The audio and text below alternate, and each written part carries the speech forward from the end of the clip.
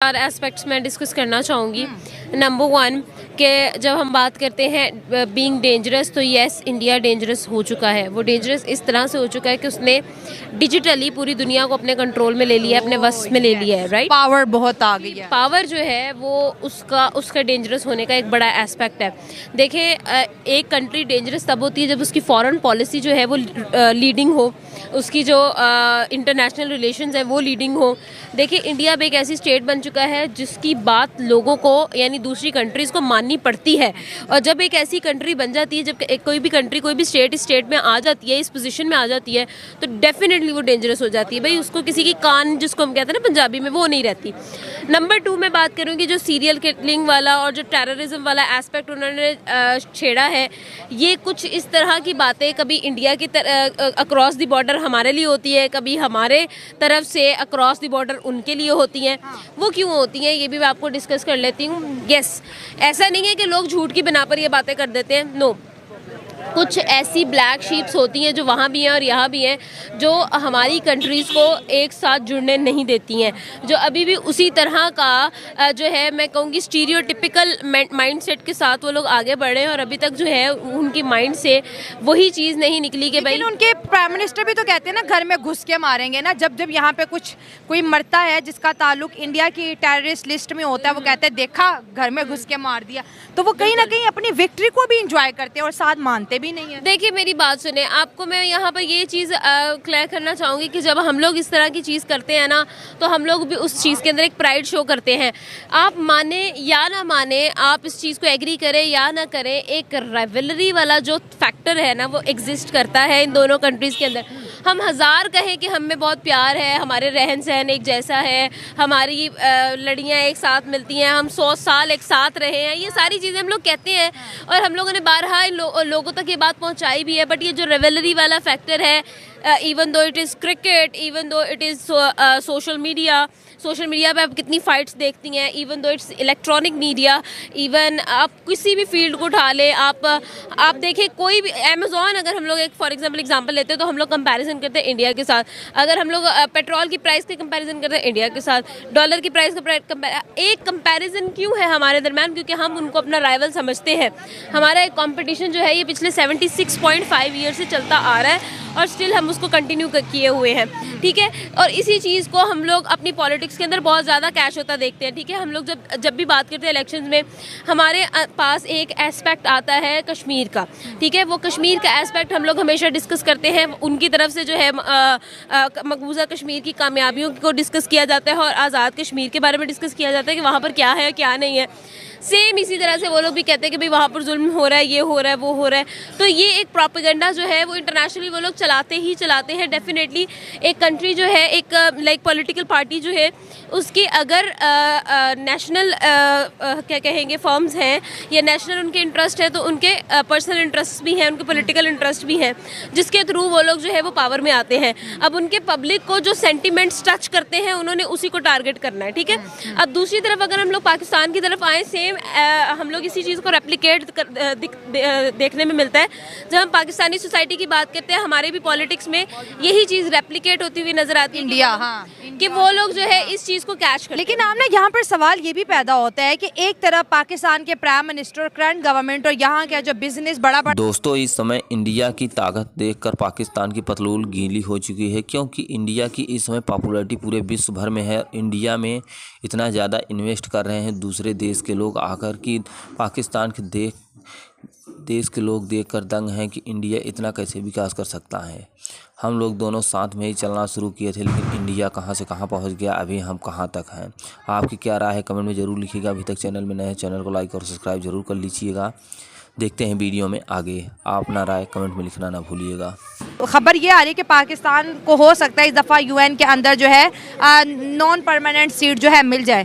तो जब आप खड़े होते हो, स्पीच करते हो, दुनिया के मीडियाज आपको रिकॉर्ड करते हैं, तो इंडिया को बार बार कभी कश्मीर के नाम पर वहाँ पर नॉमिनेट करना, कभी इंडिया बहुत डेंजरस है। आपने जैसे कहा पावर के पॉइंट ऑफ व्यू से वो डेंजरस है। इंडिया की इन्वॉल्वमेंट पाकिस्तान में रहती है, डायरेक्टली इनडायरेक्टली पाकिस्तान की भी रहती होगी, ठीक है। तो ये हल क्या है? ये बस नफरतें और बढ़ रही हैं, इसमें सुधार तो कोई नहीं है। सबसे पहले तो ये माइंडसेट के इंडिया हमारा कंपटीशन है, इस माइंडसेट से बाहर निकलना बहुत ज़रूरी है।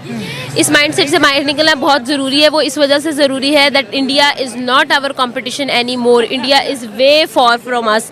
मतलब हमारे हाथ भी नहीं पड़ते अब इंडिया पे। इतना आप देखें, 5th लार्जेस्ट इकोनॉमी होना ये कोई, मैं कहूँगी कि आसान बात नहीं है। उन्होंने इस चीज़ को अचीव किया है। दैट इज़ अ माइलस्टोन जो उन्होंने अपने नाम कर लिया हुआ है ऑलरेडी। फिर उसके बाद ये भी कहा जा रहा है जी वो अनकरीब 3rd लार्जेस्ट इकोनॉमी बनने वाले हैं। तो मैं इस चीज़ को भी मतलब एक सरप्राइज़ लेती हूँ कि ऐसी कंट्री जो कि हमारे साथ एक कंपटीशन में रहा करती थी, अब वो हमसे इतना आगे निकल गई कि हम यूके की जगह पे उसको देख रहे हैं। ठीक है, ये चीज़ तो हम लोग एक साइड पे कर देते हैं ना। कंपटीशन हमारा नहीं बनता, पहली बात। अब जब हमारा कंपटीशन नहीं बनता तो डेफिनेटली अगर वो हमसे आगे जा रहे हैं तो उनके साथ दोस्ती करने में हमारा ही फ़ायदा है, राइट। अगर हमारी ट्रेड्स खुलेंगी, हम लोगों को जो है वो ट्रैवल एक्सपेंस, हमारा फ्यूल एक्सपेंस, हमारा जो है वो ट्रांसपोर्टेशन एक्सपेंस सबसे कम होगा, हमारी ट्रेड सबसे एग्जाम्पलरी होगी, हमारी पोर्ट्स का जो खर्चा है वो हम लोगों को कितना बचेगा। कितनी सारे फ़ायदे हैं जो सिर्फ़ और सिर्फ इंडिया के बॉर्डर खुलने से पाकिस्तान को होंगे। और इंडिया भी पागल थोड़ी है। अगर वो 5वीं बड़ी इकॉनमी है, उसकी सबसे बड़ी जो है वो फॉरेन पॉलिसी समझी जाती है, इंडिपेंडेंट फॉरेन पॉलिसी समझी जाती है। वो पागल नहीं, उनको ये सारी चीज़ों का पता है। लेकिन यहाँ पे एक एडवांटेज इंडिया को ये भी है ना, अगर इंडिया दुनिया को कहता है कि पाकिस्तान इंडिया के अंदर स्टेट टेररिज्म करवा रहा है, दुनिया इस बात को समझती है, मानती है।